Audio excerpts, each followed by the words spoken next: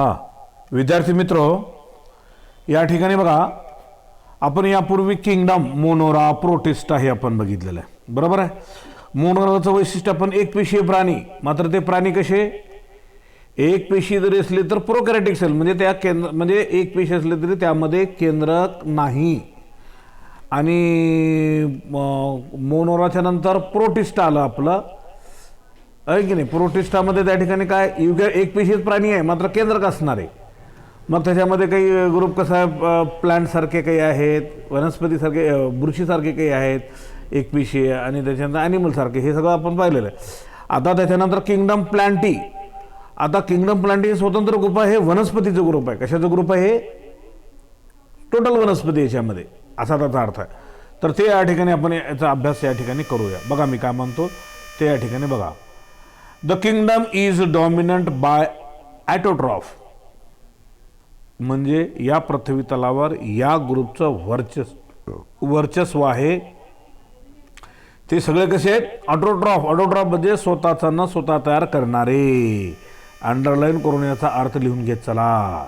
Autotroph म्हणजे स्वतःचा न स्वतः तयार करणारे. Okay. It also include some semi autotrophic membrane. त्याच्यापैकी ॲटोट्रॉफ काही आहेत आणि सेमी बी काही आहेत, बरोबर आहे. मग ते कोणते आहेत, द इन्सेक्टिव्हरस प्लांट, म्हणजे इन्सेक्टला खाणारे प्लांट. काही प्लांट आहेत तर त्यांच्याकडे इन्सेक्ट येतात, कीटकं येतात, कीटकांना ते खातात, त्याला इन्सेक्टिव्हरस प्लांट आपण असं म्हणतो. Okay. Like Venus flytrap, pitcher plants, त्याच्यानंतर ब्लॅडर वर्थ, बरोबर आहे, हे कीटकांना खाणारे आहेत. As well as heterotrophic parasite membrane like Cuscuta. Cuscuta म्हणजे अमरवेल, म्हणजे दुसऱ्यावर अवलंबून राहते, बरोबर आहे. Member of this kingdom are multicellular. या किंगडमचं सजीव सर्व बहुपेशी असतात. Having eukaryotic cell containing chlorophyll. यांच्यामध्ये केंद्रक असतं आणि नंतर कसं त्या ठिकाणी क्लोरोफिल पिगमेंट असतो. Cell have cell wall mostly made up of cellulose. Okay. Cell have त्याच्यामध्ये का असतं त्या ठिकाणी, सेल वॉल, यांच्या पेशींच्या वरची जी भित्तिका असते तर त्याच्यामध्ये का असतं त्या ठिकाणी पेशी भित्तिका असते त्याच्यावरच्या बाजूला, असा त्याचा अर्थ आहे. Mostly made up of cellulose. ती पेशी भित्तिका कशाने बनलेली असते, सेल्युलोजनं बनलेली असते, असा त्याचा अर्थ आहे. Plant exhibit alternation generation. प्लांटमध्ये अल्टरनेशन जनरेशन होतो. अल्टरनेशन जनरेशन म्हणजे काय, ती प्लांटचं ते बी तयार करणे, जमिनीमध्ये पेरलं जाणं, परत ते मोठे होणे, नंतर त्याच्यापासून त्याचे बिया फूल फळ बी तयार होणे, नंतर आणखीन ते संपणे, परत आणखीन बी पेरलं जाणं, याला अल्टरनेशन म्हणतात. किंवा त्याला life cycle has 2 distinct phases, 2 टप्पे आहेत, बरोबर आहे, बरोबर, असा त्याचा अर्थ आहे. मग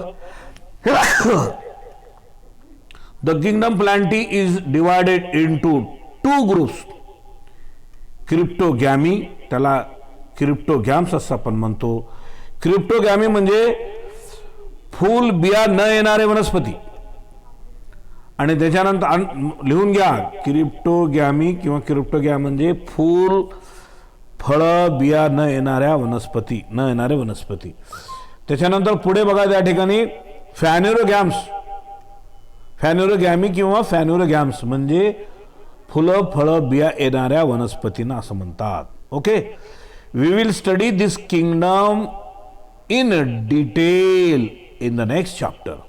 या धड्याला आपण स्वतंत्र धडा आहे या पुस्तकामध्ये म्हणू, त्याच्यामध्ये आपण या धड्याला डिटेलमध्ये पाहूया. खूप मोठा धडा आहे आणि या धड्याला आपण स्वतंत्र फक्त त्यांची माहिती म्हणून थोडक्यात दिलेल्या किंगडम ग्रुप कोणकोणते आहेत तर ते, आणि या धड्याची माहिती स्वतंत्र आपल्याला आहे असा त्याचा अर्थ. ओके. त्याच्यानंतर चौथा किंगडम आहे किंगडम फंजी म्हणजे बुरशी. These are eukaryotic heterotrophic showing extracellular digestion. आता हे सुद्धा या ठिकाणी काय केंद्रक असणारे आहेत आणि दुसऱ्यावर अवलंबून बुरशी दुसऱ्या पदार्थावर जगत असते. कोणतेही समजा अन्न आहे, म्हणजे त्या ठिकाणी ब्रेड आहे किंवा आणखीन सडलेलं त्या ठिकाणी भाजीपाला जे काय असेल तर त्याच्यावर जगते, दुसऱ्यावर वाढते, असा त्याचा अर्थ आहे. They are found in warm and humid place. म्हणजे गरम आणि उबदार अशी जागा जर असेल तर त्या ठिकाणी हे वाढते. म्हणजे सतत त्या ठिकाणी सावलीचा भाग असेल तर ते they have simple body which may be unicellular. त्याची सिम्पल बॉडी असते, एकपेशीय असते, or made up of long thread like structure called hyphae. बघा त्याच्यामध्ये या बुरशीचे आपण जर एक एक फ्रॅगमेंट जर काढले तर त्याला हायपे आपण असं म्हणतो की लाल धाग्यासारखे असतात. Large fungi such as mushroom. बघा लार्ज फंजी, मोठी जर बुरशी जर बघायची जर म्हणलं तर मशरूम तर माहीत आहे आपण त्याला कुत्र्याचे छत्रा म्हणतो ते, तरी त्याला mushroom. Have a compact mass of cell. ते एक मास ऑफ सेलनं बनलेले आहे. Unicellular organism have a protoplast with many nuclei. त्याच्यामध्ये एक पेशी जर असेल तर जीवद्रव्य असतो, अनेक केंद्रक असतात. त्याच्या for example Rhizopus, Saccharomyces, yeast unicellular fungi.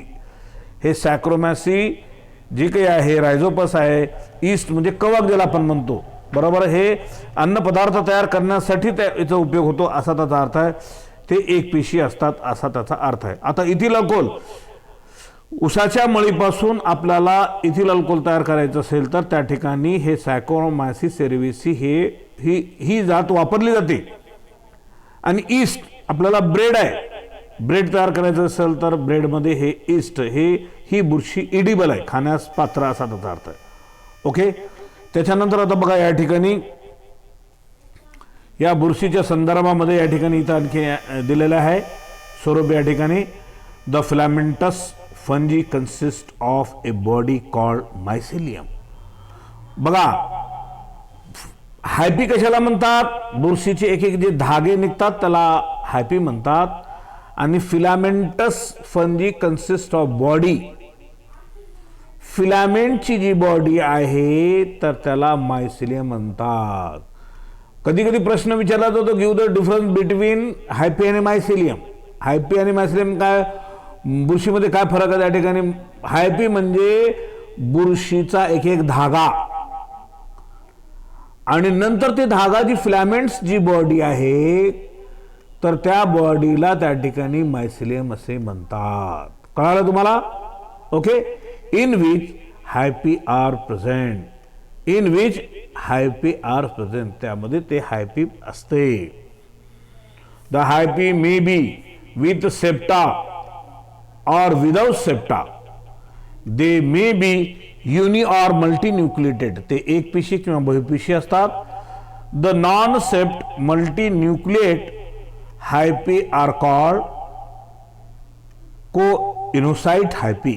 ज्यांच्यामध्ये केंद्रक नसतं त्या हायपी किंवा the non septate multinucleate hyphae म्हणजे सेप्टेशन म्हणजे पार्टिशन आणि अनेक केंद्रक असतात त्याला को इनोसाइट हायपी असे म्हणतात. The cell wall in fungi is composed of chitin. या बुरशीची जी पेशी आहे त्याची सेलची वॉल आहे वरची भित्तिका ते कायटीननी बनलेली असते. ऑब्लिक ए पॉलिसॅक्राइड और fungal cellulose. The fungi exhibit heterotrophic modes of nutrition. Fungi मध्ये हेट्रोट्रॉफिक मोड्स ऑफ न्यूट्रिशन असतो. हेट्रोट्रॉफ म्हणजे दुसऱ्यावर अवलंबून राहून आपलं अन्न तयार करून घेणे. Mostly they are saprophytic. जास्त करून बुरशी सडलेल्या पदार्थावर वाढते. सम आर पॅरासाइटिक और प्रेडेटर. त्याच्यापैकी काही दुसऱ्यावर अवलंबून राहतात आणि प्रेडेटर म्हणजे दुसऱ्याला खाणे. पॅरासाइट म्हणजे असा त्याचा अर्थ आहे. They produce asexually as well as sexually. हे सेक्सच्या माध्यमातून नर आणि मादीचं त्यांच्या मार्फत सुद्धा तयार होतो आणि सेक्स जरी नसला तर त्याचा भाग थोडासा स्पोर्स त्याचे बाहेर पडले की ते हवेमध्ये स्प्रेड होऊन त्या ठिकाणी ते दुसऱ्यावर वाढत असते. Sexual reproduction takes place by fragmentation. Asexual reproduction कसं होतं? सेक्शुअल रिप्रोडक्शन मेल आणि फिमेल त्याचे गॅमेट तयार झाले की त्याच्यापासून ते तयार झालं. आणि एसेक्शुअल म्हणजे त्याचा फ्रॅगमेंट तुकडा त्याच्यापासून तुटला आणि बाजूला गेला की त्याच्यापासून तर होतो. फ्रॅगमेंटेशन आहे, फ्युजन आहे, बडिंग आहे, हे आपल्याला फिशन बडिंग हे काय तर माहिती आहे तुम्हाला, तुकडा तुटून बाजूला पडला. बडिंग म्हणजे कोंब येऊन त्या ठिकाणी त्याचा बाजूला पडला. Some fungi are symbiotic, either live with algae or lichen or mycorrhiza. काही बुरशी शेवाळ बरोबर वाढते. In associated with root of higher plant, मोठ्या प्लांटच्या मुळामध्ये सुद्धा बुरशी येते. They are useful as well as harmful. बुरशी फायद्याची आहे, तोट्याची आहे. काही बुरशी फायद्याची असतात, काही बुरशी तोट्याची असतात, असा त्याचा अर्थ आहे. Mushroom are consumed as food. Mushroom म्हणजे कुत्र्याची छत्री आपण अन्न म्हणून उपयोगात आणतो. Yeast is used in bakery and breweries. तुम्हाला आत्ता सांगितलं मी, काय सांगितलं? मशरूम हे अन्न म्हणून उपयोगात आणलं जातं. मशरूम कुत्र्याची छत्री, लक्षात घ्या काय म्हणतो, कुत्र्याची छत्री. पण त्याच्यामध्ये विषारी असतात मशरूम काही, आणि बिनविषारी सुद्धा असतात. ते बघून या ठिकाणी त्याचा उपयोग करावा लागतो. त्याच्यानंतर ईस्ट म्हणजे कवक, हे बेकरीमध्ये, ब्रेवरीज बरोबर आहे, जे स्वीटचे पदार्थ तयार केले जातात, ब्रेड वगैरे त्याच्यामध्ये उपयोगात आणलं जातं. त्याच्यानंतर पेनिसिलियम हे बुरशीच्या जातीचं नाव आहे. A fungus is well known for antibiotic production.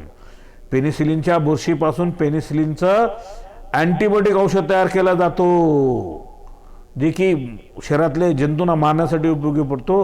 हे युजफुल बुरशीचे हे आहेत एक्झाम्पल. आता harmful fungi cause diseases in plant and animal. जी घातक बुरशी असते ते वनस्पतींना आणि प्राण्यांना घातक ठरते, असा त्याचा अर्थ आहे. त्याच्यानंतर the fungi are further classified.